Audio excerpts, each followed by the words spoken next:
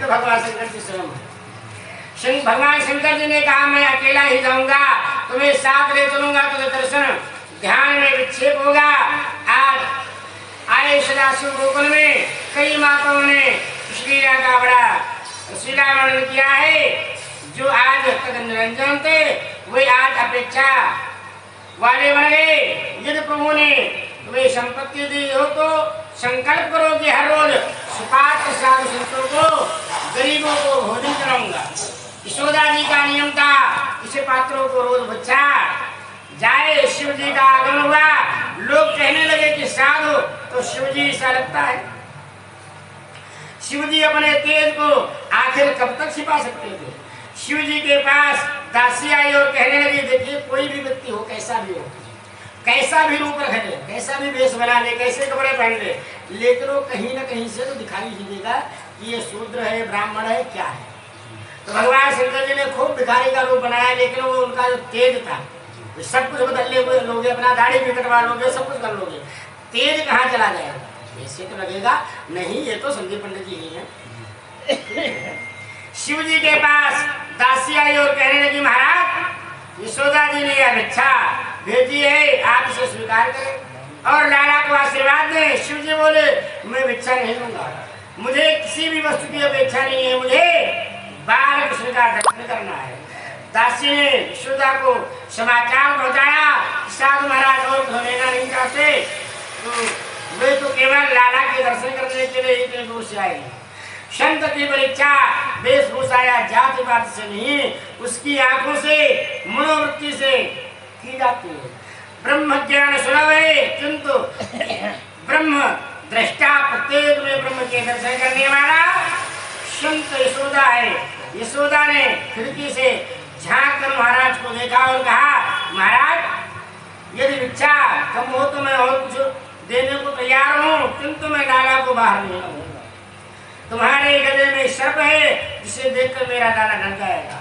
शिव जी बोले माता तेरा कन्हैया तो काल का काल ब्रह्म का ब्रह्म है, वो न तो किसी से डर सकता है और न उसे किसी की भी दृष्टि लग सकती है। वो तो तुझे पहचानता भी है, मुझे पहचानता भी है। यशोदा जी कहने लगी कैसी बातें कर रहे हैं आप, मेरा लाला तो नन्हा सा है, आप हट न करें। शिव जी बोले मैं तेरे लाला के दर्शन के बिना यहाँ से नहीं हट सकता। नंद बाबा के गांव के पास आज भी आशीश्वर महादेव का मंदिर है, आज भी शिव जी के वहाँ लाला के दर्शन की आशा लगाए बैठे हैं। वृक्ष 84 की प्रदक्षिणा कम से कम एक बार तो करनी ही चाहिए। वृक्ष 84 की परिक्रमा महापुण्यदायी है, इससे जीव के सारे पाप जल जाते हैं। वृक्ष तो लीला लोक है, लीला भूमि है, वहाँ बैठकर ध्यान करोगे तो परमात्मा स्वयं लीला रहस्य समझाएंगे। इधर बाल कन्हैया ने जाना कि वहाँ शिव जी पधारे हैं तो माता उसे वहाँ नहीं ले जाएंगी, तो चोरों से रुदन करने लगा। दासी यशोदा कहने लगी माता जी उस सांप के हल्के होठ हिल रहे हैं, मानो न मानो यही तो कुछ मंत्र का प्रयोग कर रहा है जिससे लाला हो रहा है। ऐसा साधु कभी देखने से नहीं आया। मैं बाल कृष्ण को बाहर ले जाऊं और साधु से आशीर्वाद मांगू तो फिर उसने कन्हैया का श्रृंगार कर दिया। यशोदा ने दासी से कहा उस महाराज से कहना कि लाला को देखना, किंतु टकरी लगाकर मत देखना। वृंदावन के आए बिहारी का स्वरूप दिव्य है, श्रीनाथ जी का स्वरूप भी अद्भुत है। जब तक स्वरूप शक्ति नहीं पाती भक्त नहीं हो सकती। लौकिक नाम रूप के प्रति जैसी आसक्ति है, जैसी ही आसक्ति प्रभु के नाम रूप में हो जाए वही भक्ति है। बाके बिहारी के मंदिर में पर्दा होता है, पर्दा ही तो माया है। जीव ईश्वर का दर्शन करता है तब बीच में माया का पर्दा आता है। मंदिर में राधा जी का सेव्य स्वरूप श्री बाके बिहारी को मिल रहा है राधा जी को, और फिर जगत को दर्शन देते हैं। चार आंखें मिलने पर ही दर्शन में आनंद आता है। कन्हैया हंसता है, इस साग ने जादू किया है। महाराज की नजर में जादू है, यह साधारण साधु नहीं है। दासी लाला को शिव जी के पास लाई। शिव जी ने दर्शन करके प्रणाम किया। दर्शन करके आनंद तो हुआ किंतु दृष्टि नहीं हो पाई।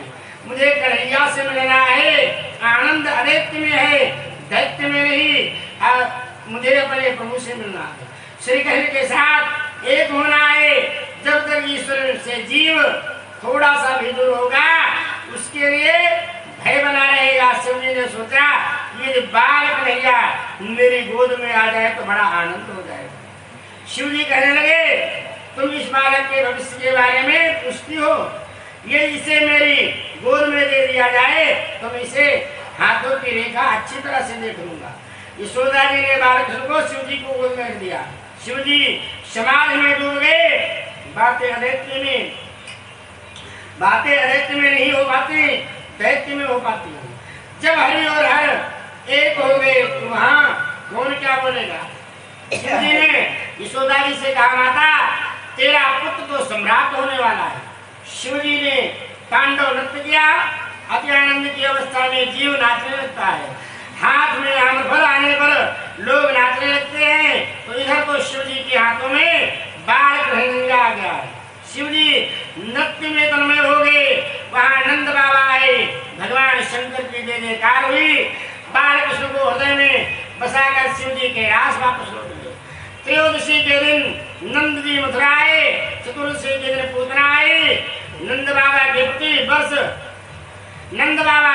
कंस को कर देते थे। नंद बाबा प्रतिवर्ष कंस को कर देते थे। इस बार भी कर देने का समय आ गया। नंद बाबा ने कहा कन्हैया को संभालना, परमात्मा से हमेशा संबंध बनाए रहो।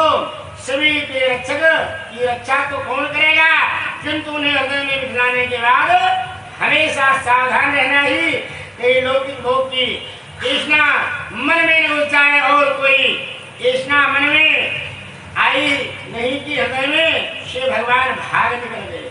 देखिए जब भगवान की भक्ति कर रहे हो, भगवान का पूजन कर रहे हो, भगवान के मंत्र का जाप कर रहे हो, उस समय विशेष सावधान रहना चाहिए। अब लोग क्यों कहते हैं कि स्नान करने के बाद में, तिलक लगाने के बाद में, चोटी बांधने के बाद में मंत्र जाप करना चाहिए। इसलिए करना चाहिए कि जिस मंत्र का जाप हम कर रहे हैं उस समय उन भगवान को, भगवान शंकर जी को या भगवान बालकृष्ण जी को हमने अपने हृदय में बिठा लिया। यदि हमने नेत्र खोला किसी वस्तु को देखा तो वो माया हमारे अंदर प्रवेश कर जाएगी और माया आई भगवान करेगी। क्या होगा फिर वो जो हम पूजा पाठ कर रहे हैं वो खंडित होगा। अगर वो खंडित हो जाती है तो उसका दोष है। इसलिए बड़ी सावधानी से इसीलिए कहा गया है कि सुबह 4 बजे से 5 बजे, ठीक है। और कोई कारण नहीं है, केवल यही एक कारण है। मोबाइल बजे गए, कोई बात होगी तो तुरंत माया प्रवेश करेगी और माया ने प्रवेश किया कि भगवान गए। भगवान माया से बहुत परे रहते हैं। कन्हैया हमेशा के लिए हृदय में गोकुल में बस जाए तो बेड़ा पार हो जाएगा। हृदय चाहिए। नंद बाबा कंस को कर देने के लिए मथुरा आए, कंस की राजसभा में आए। उन्होंने कंस को कर सुवर्ण था पंचरत्न भेंट किए और समाचार भी दिया कि उनकी इस ढलती आयु में उसके घर पुत्र का जन्म हुआ। कंस क्या जाने कि वो कन्हैया ही उसका काल है। उसको तो आश्चर्य आनंद हुआ। उसने सोचा कि इस भेंट पे परिणाम के अनुसार इस बच्चे को आशीर्वाद भी तो देना पड़ेगा। उसने बालक को आशीर्वाद भेजा। देखिए जो कंस था तो राजा था और अब जो हम टैक्स देते हैं ना वो उस समय टैक्स सरकार नहीं देती, जो राजा होता था उसको कर देना होता। सब कह देते थे ना आप इतनी जमीन बना लो, उतनी जमीन बना लो, इसका आप कर देते हैं ना। अब तो क्या हो गया है, आधे आधे पे जमीन बेचने बोलने लगे हैं, उस समय कर होता है। तो नंद बाबा को लगा कि हमें तो कर दे क्या ना। अब हमारे घर में भगवान का जन्म हुआ तो इसका मतलब ये नहीं कि हम किसी का धन या किसी की चीज हम समय के बाद दे दें। तो उन्होंने कंस के पास कर लेकर के पहुंचे और उनको समाचार भी सुनाया कि हमारे घर में इस उम्र में हमारे हैं बालक का जन्म। अब कंस को ये पता नहीं था कि जो देवकी का 8वां लाल है वो वहां पहुंच गया। तो उसको क्या पता भाई, उसने इतने हैं तो यहाँ से चीटी भी जाने की कोई उम्मीद नहीं, उसको क्या पता। ठीक है, तो उसने सोचा कि यार इस समय तो इनको और हमें खुशी देना चाहिए, धन भी देना चाहिए और बालक को आशीर्वाद भी देना चाहिए। तो कंस ने उनको आशीर्वाद दिया, उसने बालक को आशीर्वाद भेजा कि बड़ा होकर वह राजा बने, उसकी जय जयकार हो, उसके शत्रुओं का शीघ्र विनाश हो।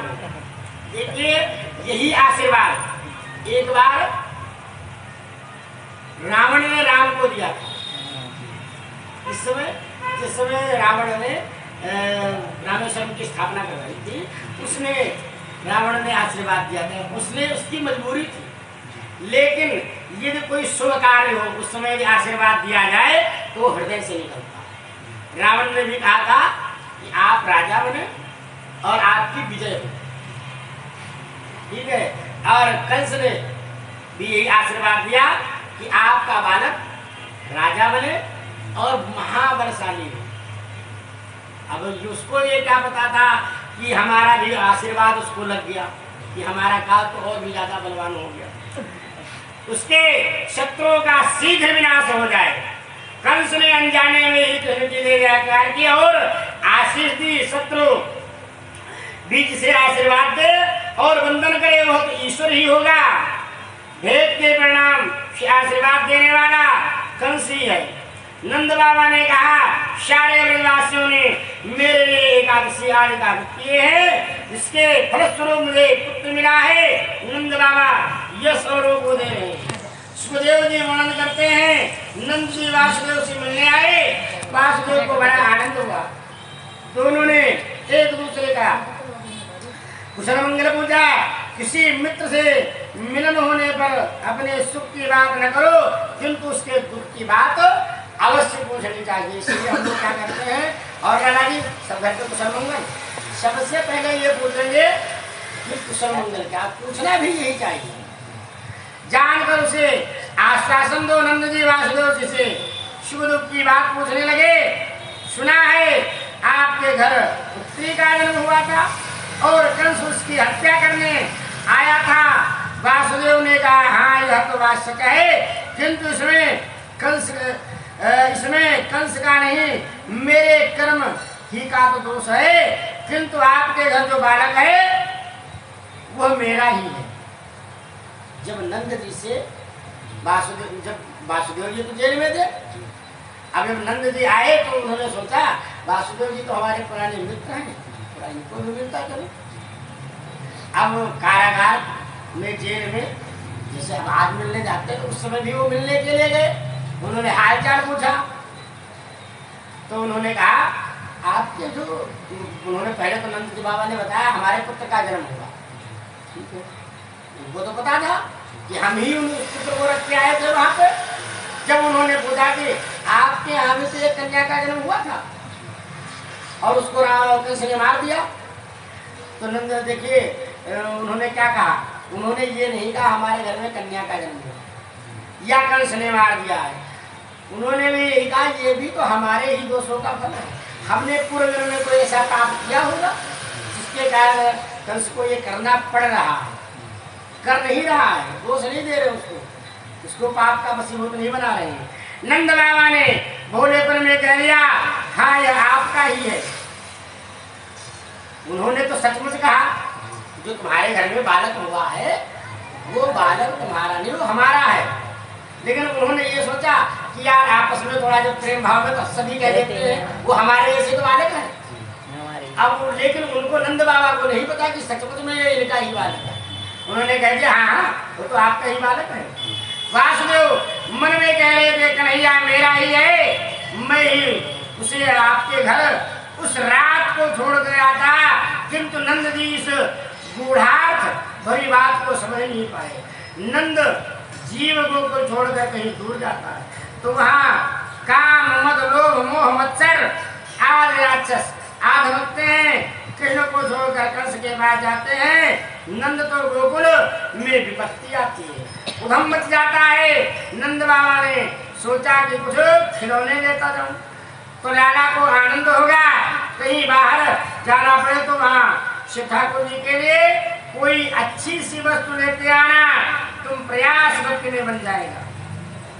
देखिए जब भी भगवान के दरबार में जाए तो कुछ न कुछ, चाहे आप वृंदावन जा रहे हैं, वहाँ तो बहुत सारी वस्तुएं मिलती हैं, लेकिन अपने घर से कोई खिलौना कुछ लेकर के जाओ कि प्रभु इससे बड़े प्रसन्न हो, ठीक है, तो वो उस प्रेम, देखिए अब उस खिलौने का महत्व नहीं है, लेकिन जो तुम्हारे अंदर प्रेम उमड़ा उस चीज का महत्व है।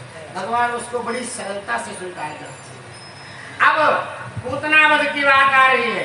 योग माया ने आकाशवाणी द्वारा कंस से कहा तेरे काल का जन्म हो चुका है, तो कंस घबरा गया। उसने तुरंत जन्मे हुए बच्चों की हत्या करने का आदेश दिया और इसलिए उसे पूतना को गोकुल की ओर भेज दिया। वो चतुर्दशी की सुबह गोकुल आई। जब कंस को खबर लगी तो कंस को आशीर्वाद दे चुका था, लेकिन उसको ये पता नहीं था कि ये हमारा काल है। लेकिन जब आकाशवाणी सुनी तो तुम्हारे काल ने जन्म ले लिया।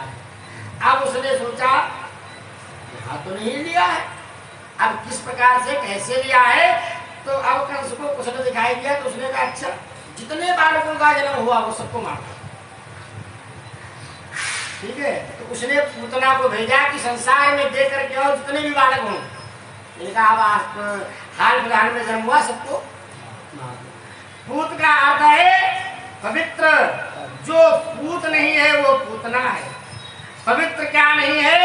अज्ञान, सो पूतना का अर्थ है अज्ञान और अविद्या, जबकि पवित्र है केवल ज्ञान। गीता जी ने कहा है ना ही ज्ञाने निशानसा पवित्रता ही विद्यते। इस संसार में ज्ञान के सिवाय पवित्र करता और कुछ भी नहीं है। ज्ञान सा पवित्र कुछ भी नहीं है। ज्ञान धनार्जन का साधन नहीं है। आत्मस्वरूप का ज्ञान ही ज्ञान है। ज्ञान पवित्र है और अज्ञान पवित्र अपवित्र है। अज्ञान में वासना का जन्म होता है। पूतना वासना का ही स्वरूप है। पूतना तुलसी के दिन क्यों आई?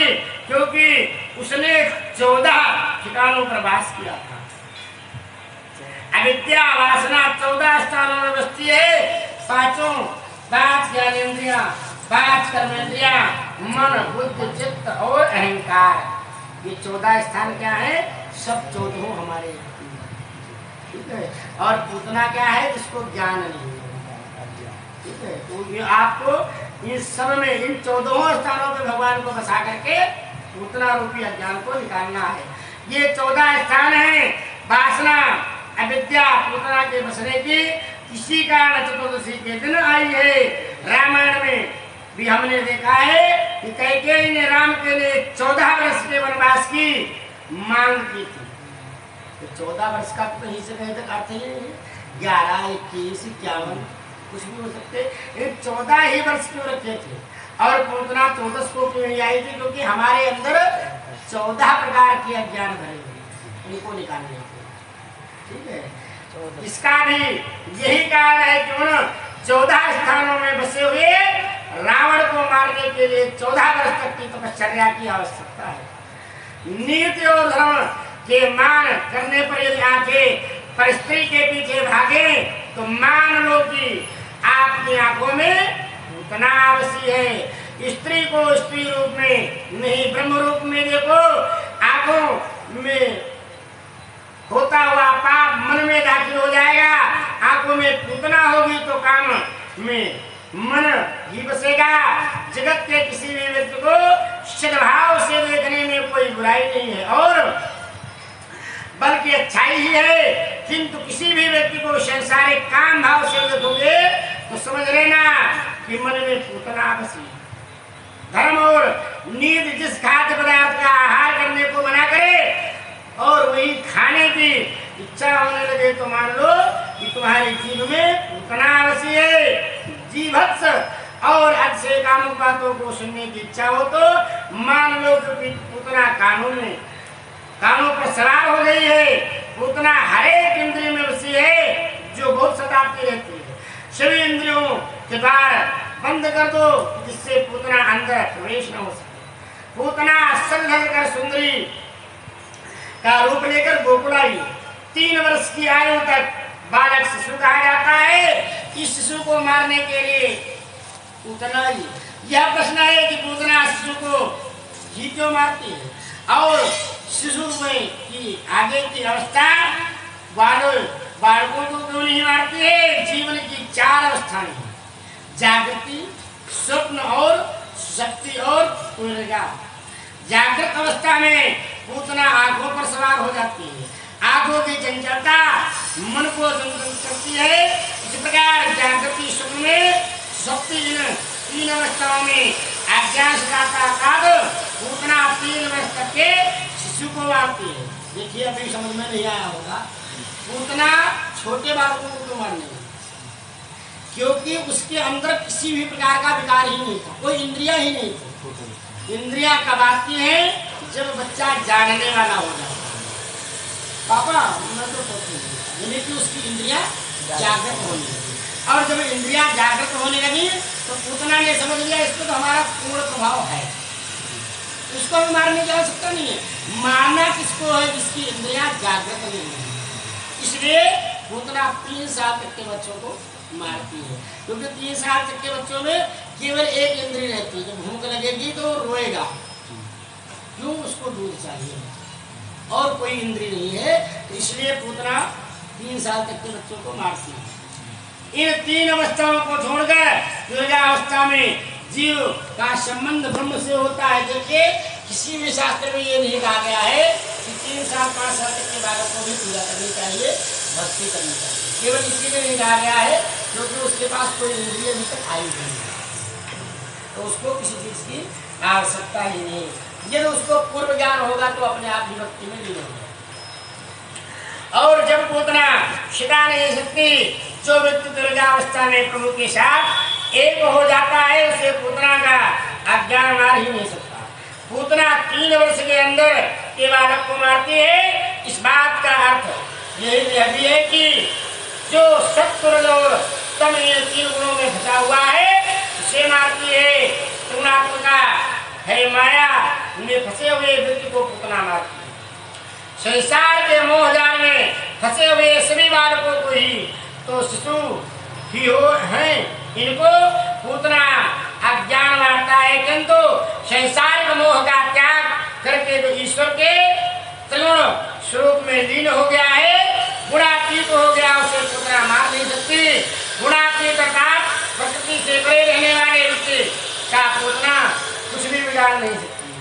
अब पूतना आई, उस समय वो कुल की गायें बनवेश करने गई थी और नंद जी मथुरा गए हुए थे। इस घटना का सूचनार्थ क्या है? गायों का परगमन अर्थात इंद्रियों का विषय मन में गमन। इंद्रियां इस विषय मन में घूम रही होंगी कि पूतना वासना मन में आधमकेगी, अज्ञान मन पर सवार हो जाएगा। जब इंद्रिया विषयों को खा जाती है, बहिर्मुख हो जाती है, तब वासना आ सकती है। इंद्रियों को प्रभु सेवा की ओर मोड़कर निरुद्ध करोगे तो पूतना वासना सदा नहीं पाएगी। नंदता जीव जब हृदय में गोकुल को छोड़कर मथुरा अर्थात देह सुख देह दृष्टि में रखो, तब हृदय में गोकुल पूतना और अज्ञान बच जाते हैं। नंदता जीव कहीं को छोड़कर मथुरा आए अर्थात देह सुख में बच गए, फल चाहे तभी वासना आधमती है। नंद अपने आवास में नहीं थे, तभी पूतना आती है पवित्र शरीर मथुरा में, पूर्णशाली हृदय ही गोकुल में है। नंद जीवात्मा में, नंद जीवात्मा परमानंद परमात्मा श्री कहना के श्रीमुख से होकर कंस काम कला से मिलने जाए और गाय इंद्रिया वन विषयों को छोड़कर जाए, तभी पूतना अविद्या आ जाती है। पूतना श्रृंगार करके आई, अविद्या अपने साथ कई दोषों को लेकर आई है। अविद्या अपने साथ 5 दोषों को लाती है। वे 5 दोष इस प्रकार से है: देहाभ्यास, इंद्रियाभ्यास, प्राणाभ्यास, अंतःकरण अभ्यास और स्वरूप स्मृति विवेक भार गंवाना। पूतना का स्वभाव देखकर यशोदा धोखे में आ गई। पूतना की बेड़ी लेकर देहाभ्यास हुआ, रूप देखकर इंद्रियाभ्यास हुआ, अतः स्वरूप की स्मृति हो गई। फलतः उसको किसी ने नहीं रोका, वो सीधी नंद बाबा के घर में घुस गई। पूतना को देखते ही कन्हैया की आंखें मूंद दी। पूतना ने अपने गोद में ले लिया। पूतना ऊपर से तो बड़ा अच्छा व्यवहार कर रही थी, किंतु उसके हृदय में कुटिलता का किस्मत भरा हुआ था। पूतना ने अपने स्तनों पर भी विष लगा लिया। संसार सुख का उपयोग करने के लिए मनुष्य भी अपनी आत्मा पर वासना का दिव्य विष लगा लेता है। पूतना ने राधा को गोद में बिठाकर उसके मुंह में अपना विष से सना हुआ स्तन दे दिया। कन्हैया ने तो दूध पीना शुरू कर दिया। इसे इस प्रकार दूध पीना शुरू कर दिया कि पूतना वेदना से भारी क्रंदन करने लगी, किंतु कन्हैया तो दूध पीता जी रहा और पूतना धीरे धीरे निष्प्राण हो गई। सौंदर्य को देखकर मनुष्य मात्र मुग्ध हो जाता है और देह भान भूल जाता है। सभी ब्रजवासी पूतना के बनाव श्रृंगार पर मोहित हो गए थे। उन्होंने किसी ने रोका नहीं। श्रीमद शंकराचार्य ने शक्ति श्लोकी में कहा है, लोग पिता की रंग रूप की तो बड़ी मीमांसा प्रशंसा करते हैं, किंतु आत्मा की प्रशंसा तो करती ही नहीं। जो व्यक्ति चमड़ी का चिंतन करता रहता है वो अगले जन्म में चमड़े का व्यापारी बनता है। जो शरीर के श्रृंगार में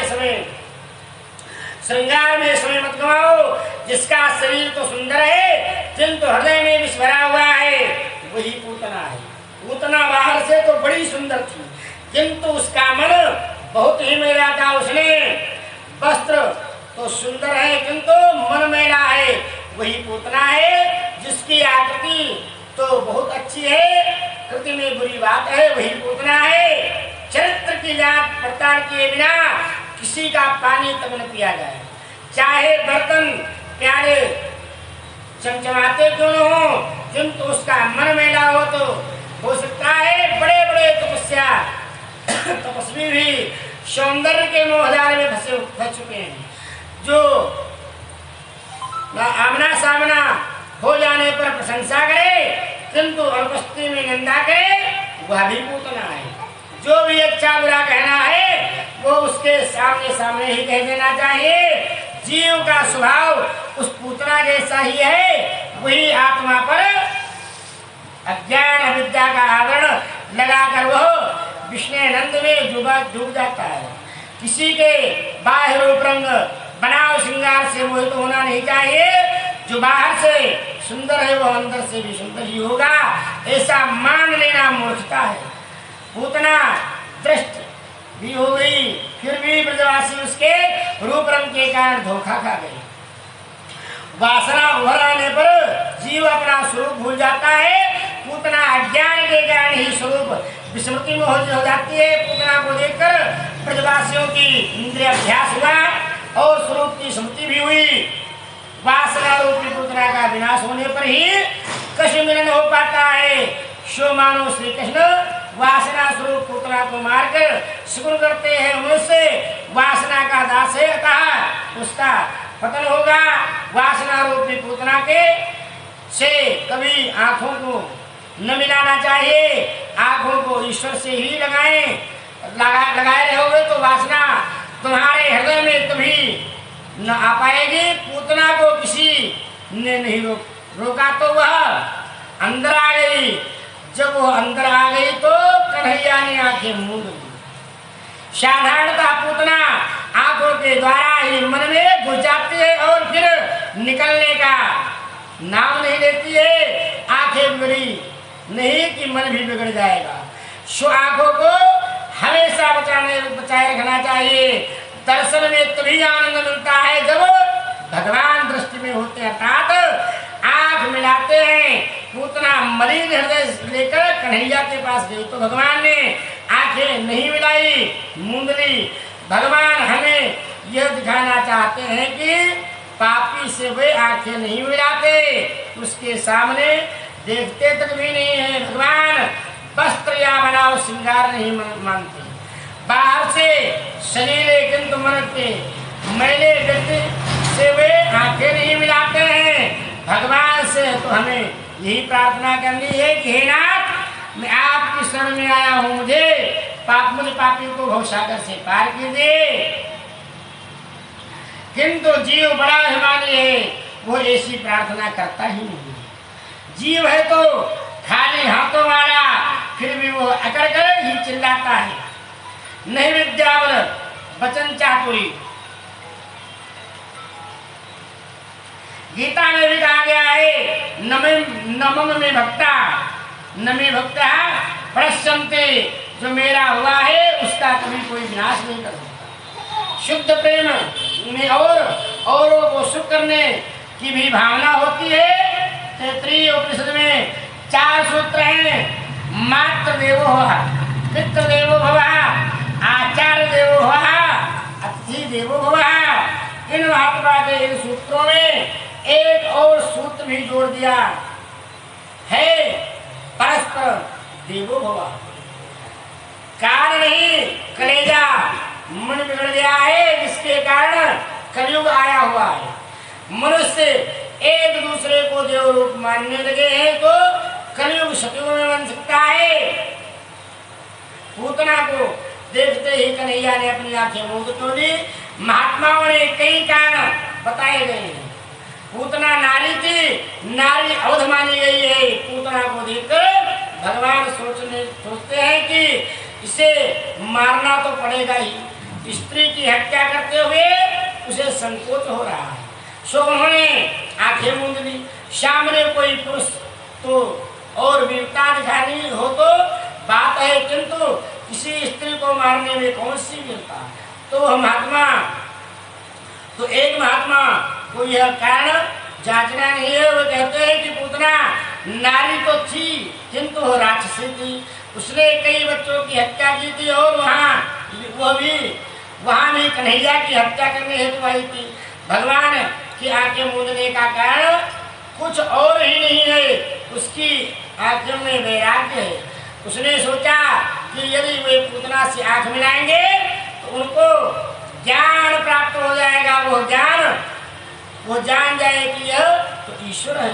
मेरे ईश्वर तत्व का उसे ज्ञान हो जाने पर तो मैं तो लीला करना चाहता हूँ, पर वो नहीं कर पाऊंगा। ईश्वर का ज्ञान लीला में बाधा रूप है।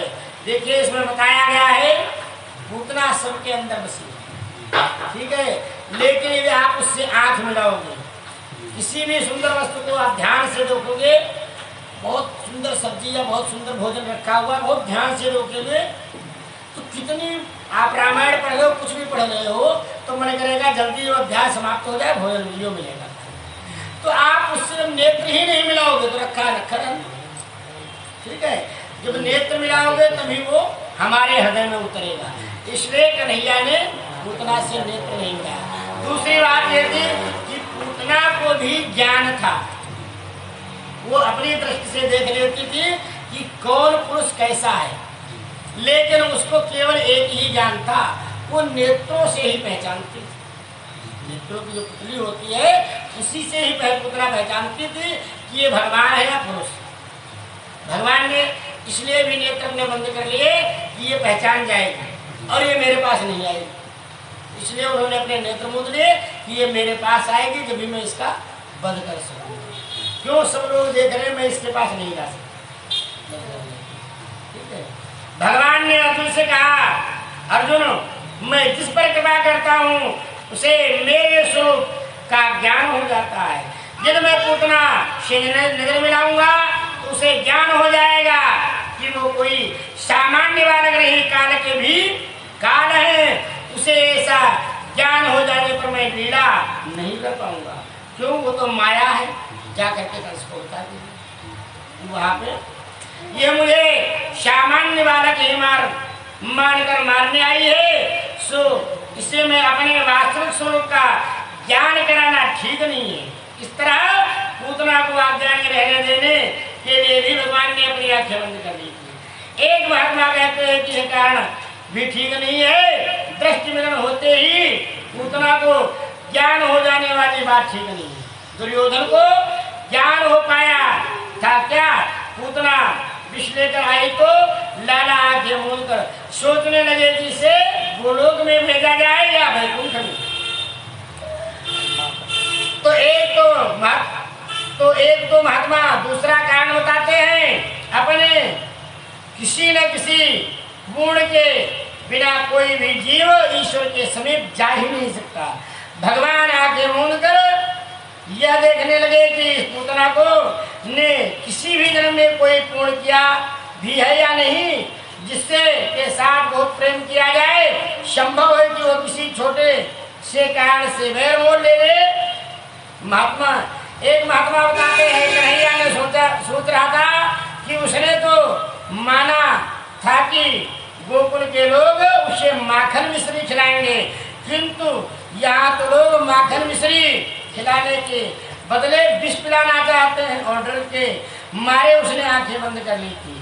तो दूसरे महात्मा पूछते हैं, महात्मा भी परमात्मा भी कभी डर सकते हैं क्या?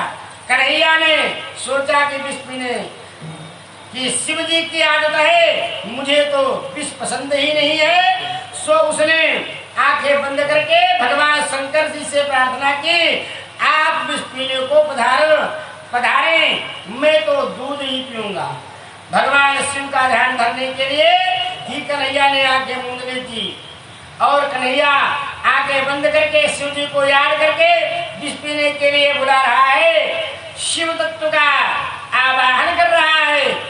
जब किसी देव को याद करना या बुलाना होता है तो आंखें बंद करके ही उसका ध्यान करना पड़ता है। एक महात्मा कहते हैं, मुझे यह कारण ठीक नहीं लगता, क्या कृष्ण विष को पचा नहीं सकते? वे तो काल के भी काल है। कृष्ण के आंखें बंद कर लेने का कारण और ही है, उनकी आंखों में सूर्य और चंद्रमा का वास है। महायोगी सूर्य मंडली को पार करके ब्रह्मलोक में जाते हैं। कृष्ण पूतना को ब्रह्मलोक में भेजने जा रहे हैं। यह देखकर सूर्य चंद्र को अर्थात भगवान के नेत्रों को ठीक नहीं लगा। यह तो कृष्ण की विस्पान कराने आई थी, तो उसको ब्रह्म गति क्यों दी जाए, ऐसा सोचकर भगवान कृष्ण ने आंखें बंद कर ली। तो लक्ष्मी जी का उपयोग करने का कोई अधिकार नहीं है। जीव लक्ष्मी का उपयोग चाहे कर ले, उपभोग नहीं कर सकता। यदि वो उपभोग करने का प्रयास करेगा तो चाटा लगेगा। अच्छाई तो इसी में है कि भगवान को सर्वोत्तम वस्तुएं अर्पित की जाए। स्वयं खाने से संतोष नहीं मिलता, औरों को खिलाने पर ही संतोष मिलेगा। सूर्य चंद्रमा दोनों नेत्र हैं, सोच रहे हैं कि सर्वोत्तम वस्तु अर्पण करने की अपेक्षा यह पूतना तो विष लेकर आई है, अच्छा होगा इसे संगति न मिलने पाए। ऐसा सोचकर सूर्य चंद्र रूपी नेत्र ने अपने प्रवेश द्वार पलकें बंद कर दिए। एक अन्य महात्मा दूसरा ही कारण बताते हैं, भगवान सोच रहे थे कि जब उस विषयरानी पूतना को मैं मुक्ति देने जा रहा हूं तो मुझे माखन मिश्री खिलाने वाली ब्रजवासियों को में से कौन सी गति लूंगा, क्योंकि मुक्ति से बढ़कर देने योग्य अन्य कोई वस्तु मेरे पास है ही नहीं। और इस प्रकार शोध में डूबे हुए भगवान ने आंखें मूंद ली। इस प्रकार ये महात्मा मानव दशम स्कंद में भगवान की लीला में पागल हो गए। जीव गोस्वामी जो कभी भी किसी राजा के दीवाने थे, कृष्ण प्रेम में पागल होकर लंगोटी भर पहन करने लगे। सनातन गोस्वामी बंगाल में के जमींदार थे। दशम स्कंद का श्रवण होने पर वे कृष्ण प्रेम में पागल हो गए और ताड़पत्र की लंगोटी पहनकर लीला निकुंज में राधे कृष्ण करते हुए घूमने लगे। हमने देखा कि भगवान रामचंद्र ने भी शूर्पणखा से आंखें नहीं मिलाई थी। रामायण में भी शूर्पणखा और भगवान की पूतना एक ही है। यहाँ तो पूतना और भगवान कृष्ण जी, वहां पे रामचंद्र जी और शूर्पणखा।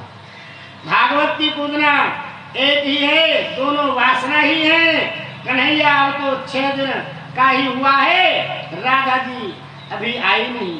राम जन्म में तो सीता जी साथी थी तो उनको देखा था, शूर्पणखा को उत्तर दिया, किंतु उधर राधा जी तो अब तक आई ही नहीं थी। सो जिसको किसको देखूं, पूतना आंखों के द्वारा मन में आती है, सुंदर विषयों को देखकर आंखें उनके पीछे भागी करती है। मन जानता है कि यह मेरा नहीं है, मुझे मिलने वाला नहीं है, फिर भी पाप करता है। पूतना काम वासना पहले आंखों में आती है और फिर मन में उतर जाती है। पूतना ने यशोदा से कहा, मैं तुम्हारे बालक को दूध पिलाऊंगी, तो वह पुष्ट हो जाएगा। यशोदा ने लाला को पालने से बाहर निकाला और पूतना की गोद में दे दिया। पूतना मौसी उसे लाड़ प्यार करने लगी। कन्हैया तो जानता ही है कि यह लाड़ करने नहीं मारने के लिए आई हुई है। पूतना ने यशोदा जी से कहा, तुम्हें घर में यदि कुछ काम काज करना हो तो कर लो। भोली यशोदा घर के काम में लग गई। इधर पूतना ने लाला को दूध पिलाना शुरू कर दिया। कन्हैया तो दोनों हाथों से स्तन को पकड़कर भरपूर दूध पीने लगा। कन्हैया को तो दूध के साथ 7 प्राणों का भी पान करना था। पूतना व्याकुल हो गई, वो रो रो कर कहने लगी, मुझे छोड़ दो कन्हैया, मुझे छोड़ दो। श्यामुंच मुंचारितम बड़ा भास्करम। कन्हैया ने कहा, पूतना मौसी, मेरी माता ने तो पकड़ना ही सिखाया है, छोड़ना नहीं। मुझे पकड़ना ही आता है, छोड़ना नहीं आता है। मैं आज तुम्हें नहीं छोड़ने वाला नहीं हूँ, मैं तो तुम्हारा उद्धार ही करूंगा। भगवान की सार में भी प्यार है। परम आश्चर्य हुआ, पूतना ने 2 बार मुझसे छोड़ दे कहा, मानो यह इहलोक और परलोक में से अपने आप को छुड़ाकर गोलोक धाम में जाने की प्रार्थना कर दी। वो अहंता और ममता से छुड़ाकर कृतार्थ करने को कह रही है। पूतना व्याकुल हो गया था, स्तनपान नहीं हो पा रहा है। उसने राक्षसी रूप धारण कर लिया। वो आकाश मार्ग में कृष्ण को उड़ा ले चली। तो कंस के बगीचे में एक वृक्ष पर कन्हैया ने पूतना को गिरा दिया। वो वृक्ष पर गिरी तो वहां और भी कई वृक्ष टूट गए और पूतना और वृक्षों के गिरने से एक बड़ा धमाका हुआ। अविद्या के कारण खड़विकार उत्पन्न होते हैं। राक्षसी के वृक्ष स्तर पर कन्हैया विराजमान थे। धमाका सुनकर गोपियां दौड़ती हुई आई, यशोदा को कोसने लगी। हमने कितनी मिन्नतें मानी थी, तब कहीं तुम्हें पुत्र हुआ और तुम्हें तो इसकी कोई कदर कीमत नहीं है। कन्हैया ने गोपियों का उलाहना सुनकर आंखें नीची कर ली। उन्होंने कहा, यह मेरा पहला ही बालक है, मुझे बालक के लालन पालन का अनुभव नहीं है। सो भूल हो जाती है, अब आपका कहना मानती हूँ। गोपियों ने कहा, किसी अनजानी पराई स्त्री को अपना बालक कभी न दे देना चाहिए। जो होना था सो हो गया, अब घर लौटे और कन्हैया की नजर उतारो। लाला की गायें बड़ी प्यारी हैं। एक गंगी गाय को लाला की झांकी पाए बिना कभी पानी तक नहीं पीती थी, घास भी नहीं खाती थी। जब गोपाल उसे मानते हुए थक जाते तो यशोदा के नाम पास आते थे, कहते थे, माता जी गौशाला में कन्हैया को ले जाना है। लाला के दर्शन के बाद गंगी गाय घास खा लेती और पानी पी लेती थी। अनशन उपवास करने से शरीर हल्का फुल्का हो जाता है और मन में सात्विक भाव जागृत हो जाता है। विपूर्वक उपवास करने से पाप जलते हैं।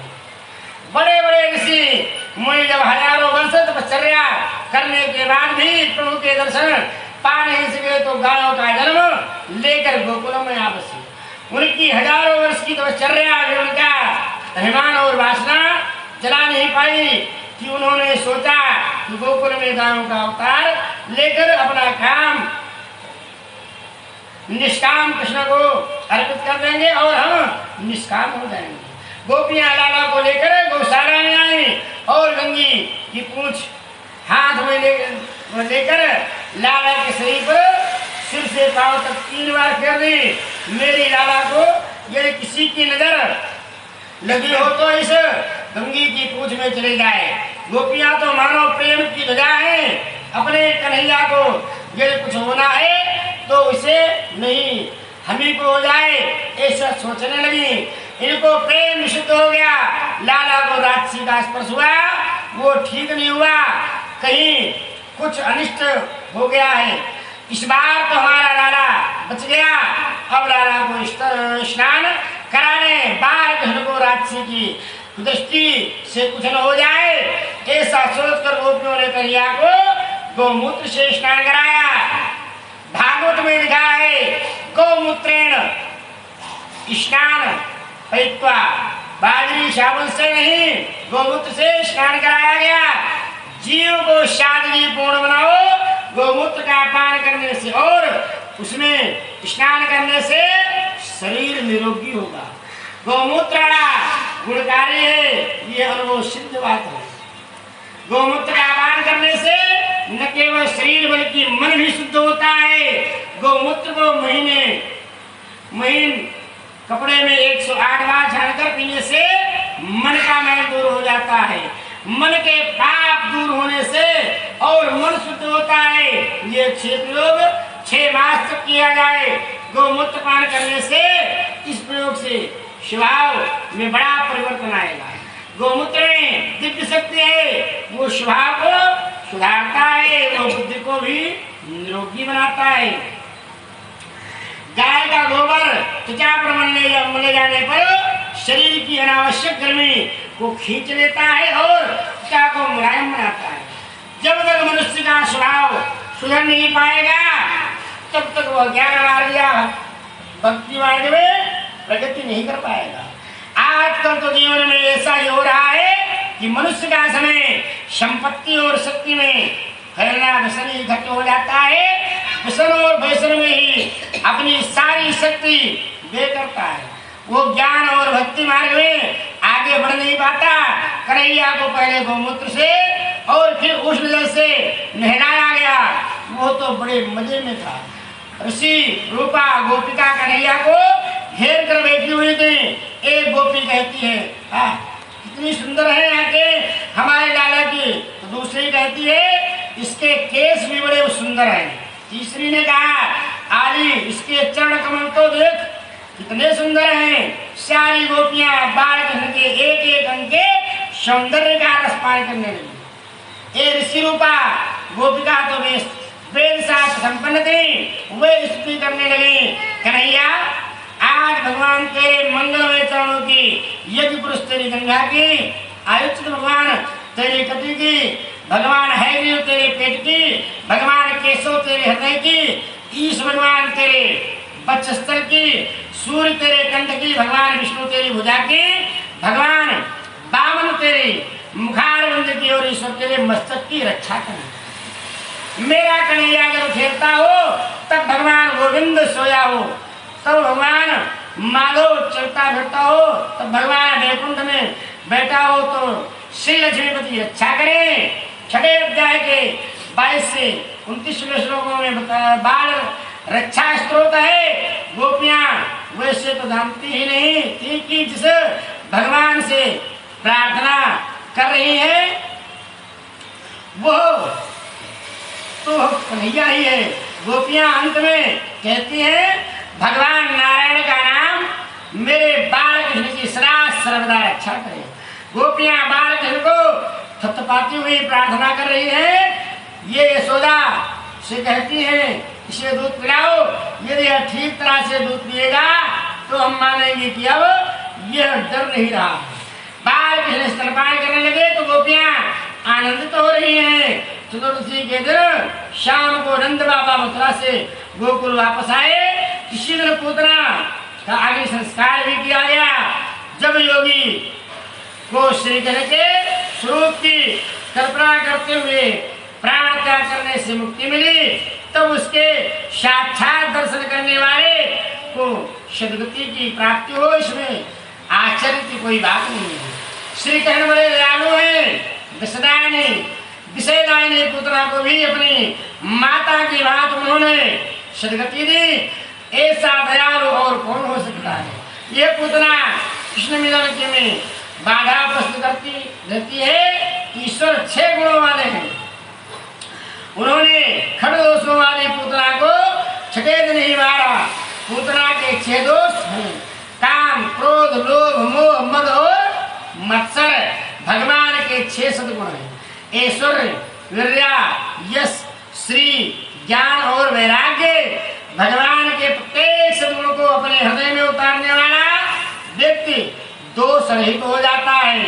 भगवान का नाम तो चिन्मय धाम है, चिन्मय धाम में प्रवेश करता है।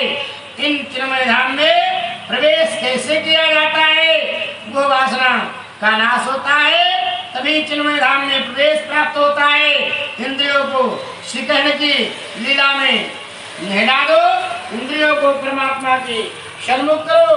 गोपियां इंद्रियों से मुझे निहार सके, सुन सके, मन में रख सके, इसी हेतु ये गोकुल लीला की गई है। भगवान में इस पूतना चरित्र के सिवाय और कोई बाल लीला की विस्तृत बताई नहीं गई है। बोल श्री भगवान की जय। श्रीमन नारायण नारायण